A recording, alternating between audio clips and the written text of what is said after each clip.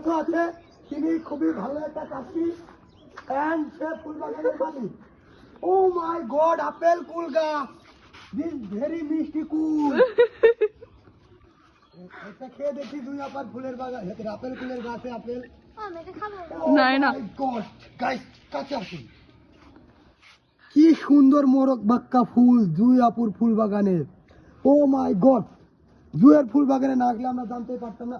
ও no, ফুল বাগানের ভিতর পেয়ারা গাছও আছে। পেয়ারা গাছটা খুবই সুন্দর হয়েছে, তরতাজা। আমরা শুনে নেব কি গাছ এটা, কিভাবে কি করেছে। ও মাই গড, এদিকে আবার গাধা।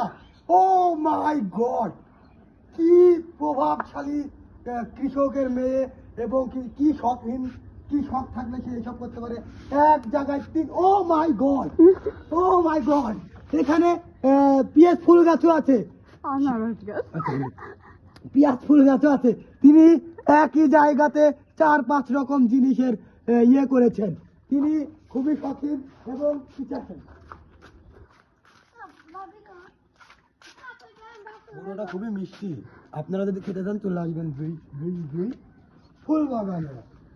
ছাকা হয়েছে, এখানে অনেক মাছ ছিল, দেখতে পাচ্ছেন। এটা সুইমিং পুল হিসাবে ব্যবহৃত হওয়ার পরে তারা এখানে মাছ দিয়েছিল, অনেক মাছ হয়েছে, আজকে ধরেছে। সেটা ভিডিও দিতে পারিনি, তার জন্য সরি। আম গাছ, দুয়ে আম গাছ।